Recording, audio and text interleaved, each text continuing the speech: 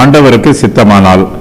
மேலும் நாங்கள் இன்றைக்கு அல்லது நாளைக்கு இன்ன பட்டணத்திற்கு போய் அங்கே 1 வருஷம் தங்கி வியாபாரம் செய்து சம்பாத்தியம் பண்ணுவோம் என்கிறவர்களே, கேளுங்கள். நாளைக்கு நடப்பது உங்களுக்கு தெரியாதே. உங்கள் ஜீவன் எப்படிப்பட்டது? கொஞ்ச காலம் தோன்றி பின்பு தோன்றாமற் போகிற புகையை போல் இருக்கிறதே. ஆதலால் ஆண்டவருக்கு சித்தமானால் நாங்களும் உயிரோடு இருந்தால் இன்னினதை செய்வோம் என்று சொல்ல வேண்டும்.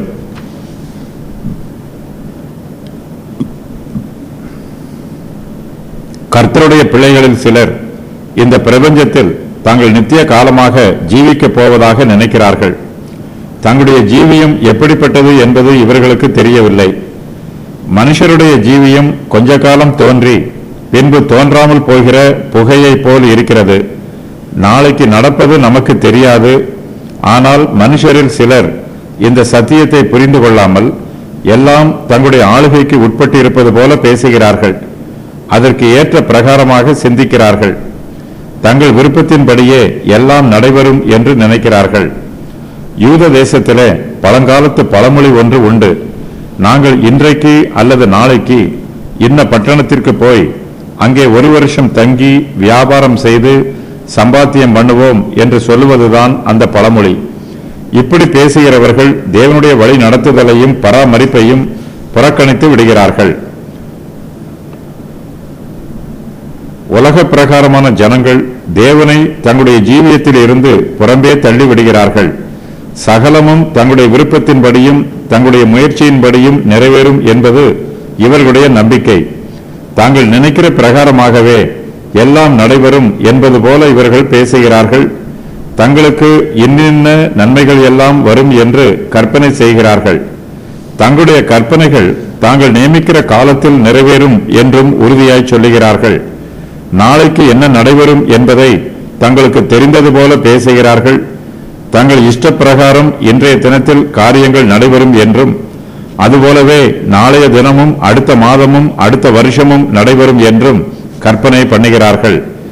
தேவனுடைய சித்தம் இல்லாமல் ஒரு காரியமும் நடைபெறாது. கர்த்தருடைய பாதுகாப்பும் பராமரிப்பும் இல்லை என்றால் நம்முடைய சுய முயற்சிகள் எல்லாம் வீணானவையாகவே இருக்கும். தேவனுடைய அனுக்கிரகமும் ஆசீர்வாதமும் இல்லாமல் நமக்கு ஒரு நன்மையும் சித்திக்காது.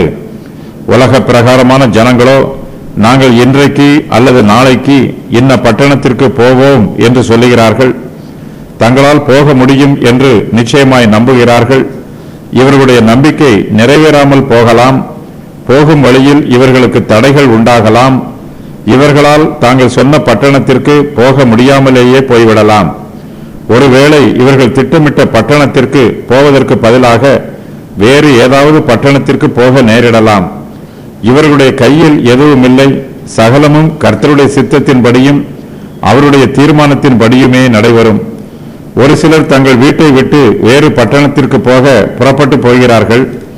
பாதி வழியில் விபத்தில் சிக்கி மரணமடைந்து விடுகிறார்கள். இவர்கள் தீர்மானித்த பட்டணத்திற்கு போக முடியாமல் போய்விடுகிறது. வழியில் என்ன நடைபெறும் என்று இவர்களுக்கு நிச்சயமாக தெரியாது. நம்முடைய ஜீவன் இப்பிரபஞ்சத்தில் நிச்சயமானதல்ல. தங்களுடைய ஜீவன் எப்படிப்பட்டது என்பதும் இவர்களுக்கு தெரியவில்லை. உலக பிரகாரமான ஜனங்கள் நாளைக்கு இன்ன பட்டணத்திற்கு போய் அங்கே 1 வருஷம் தங்குவோம் என்று சொல்லுகிறார்கள். இவர்கள் நாளைக்கு போகப் போவதும் நிச்சயமில்லை. அப்படியே பிரயாணம் செய்தாலும் தாங்கள் நினைத்த பட்டணத்திற்கு போகப் போவதும் நிச்சயமில்லை. அப்படியே தாங்கள் நினைத்த பட்டணத்திற்கு போனாலும் அங்கு தாங்கள் நினைத்தபடி 1 வருஷம் தங்குவார்கள் என்பதும் நிச்சயமும் இல்லை. உலக பிரகாரமான ஜனங்கள் அந்த பட்டணத்திலே 1 வருஷம் தங்கி வியாபாரம் செய்து சம்பாத்தியம் பண்ணுவோம் என்று சொல்லுகிறார்கள். அங்கு அவர்கள் வியாபாரம் பண்ணுவார்கள் என்னும் நிச்சயமும் இல்லை. அப்படியே அவர்கள் வியாபாரம் பண்ணினாலும் அவர்கள் சம்பாத்தியம் பண்ணுவார்கள் என்னும் நிச்சயமும் இல்லை. அவர்களுடைய வியாபாரத்தில் லாபத்திற்கு பதிலாக நஷ்டம் ஏற்படுவதற்கும் வாய்ப்புண்டு. இப்பிரபஞ்சத்தில் சம்பாத்தியம் பண்ணுவது நல்லதுதான். நம்முடைய வியாபாரத்தில் நமக்கு லாபம் கிடைப்பதும் நல்லதுதான். ஆனால் இவையெல்லாம் நிச்சயமானவை அல்ல. நாம் ஒன்று நினைப்போம், தேவனுடைய சித்தம் வேறு விதமாக இருக்கும். நம்முடைய சித்தத்தின்படி அல்ல, தேவனுடைய சித்தத்தின்படியே நமக்கு எல்லாம் நடைபெறும். இப்பிரபஞ்சத்தில் நாம் ஜீவிப்பதும் கொஞ்ச காலம்தான். நம்முடைய வியாபாரமும் நிலையற்றது, நம்முடைய நாட்களும் கொஞ்ச காலம்தான். மனுஷனோ நிலையில்லாத காரியங்கள் மீது நம்பிக்கை வைத்து ஜீவிக்கிறான். தான் நினைத்தது நடக்கும் என்று சொல்லுகிறான். இவன் நினைத்தது நடக்காமல் வேறொன்று நடக்கும்போது பதறி போகிறான். கர்த்தருடைய பிள்ளைகளாகிய நாம் எப்போதுமே கர்த்தருடைய வார்த்தைக்கு கீழ்ப்படிய வேண்டும். அவருடைய சித்தத்திற்கு நம்மை ஒப்புக் கொடுக்க வேண்டும். நாளைக்கு நடப்பது நமக்கு தெரியாது. நாம் எவ்வளவு காலம் ஜீவிப்போம் என்பதும் நமக்கு தெரியாது. கர்த்தர் வரும் காலத்தை நமக்கு பிரத்யட்சமாக வெளிப்படுத்தவில்லை. நாளைக்கு இன்னின்ன காரியங்களை எல்லாம் செய்ய வேண்டும் என்னும் விருப்பம் நமக்குள் இருக்கலாம். அதற்கு தேவையான திட்டங்களையும் நாம் வகுக்கலாம். ஆனாலும் அவை நிறைவேறாமல் போவதற்கு ஏராளமான வாய்ப்புகள் உண்டு. நம்முடைய ஜீவியமும் விருப்பமும் திட்டமும் கொஞ்ச காலம் தோன்றி பின்பு தோன்றாமல் போகிற புகையை போல் இருக்கிறது. கர்த்தருடைய பிள்ளைகளாக நாம் தேவனுடைய சித்தத்திற்கு முக்கியத்துவம் கொடுக்க வேண்டும். கர்த்தருடைய வழி நடத்துதலை நம்முடைய ஜீவியத்தில் பின்பற்ற வேண்டும். நாம் எதை பேசினாலும் எதை செய்தாலும் கர்த்தருடைய சித்தமும் அதில் இடம்பெற வேண்டும்.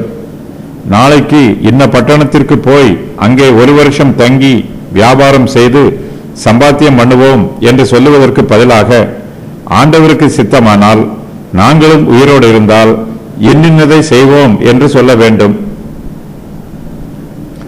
நம்முடைய காலங்கள் நம்முடைய கைகளில் இல்லை.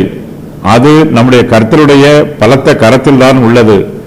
ஆகையினால் கர்த்தருடைய பிள்ளைகளாகிய நாம் தேவனுடைய சித்தத்திற்கும் அவருடைய விருப்பத்திற்கும் கீழ்ப்படிய வேண்டும். ஆண்டவருக்கு சித்தமானால் என்னும் வார்த்தையே நம்முடைய வாயில் இருந்து முதலாவதாக வர வேண்டும். நம்முடைய கிரியைகளும் திட்டங்களும் பரலோகத்தில் இருந்து ஆளுகை செய்யப்படுகிறது. கர்த்தர் நம்மை ஆளுகை செய்கிறார். அவரே நம்மை தம்முடைய சித்தத்தின் பிரகாரமாக இயக்குகிறார். நாமும் அவருடைய சித்தத்தின் பிரகாரமாக இயங்குகிறோம். கர்த்தருடைய சித்தத்திற்கு விரோதமாக நம்மால் ஒன்றும் செய்ய முடியாது. ஆகையினால் நம்முடைய ஆலோசனைகளையும் நம்முடைய கிரியைகளையும் தேவனுடைய சமூகத்தில் ஒப்புக் கொடுக்க வேண்டும். அவருடைய சித்தத்தின் பிரகாரமாக திட்டமிடவும் செயல்படவும் நம்மை அர்ப்பணிக்க வேண்டும்.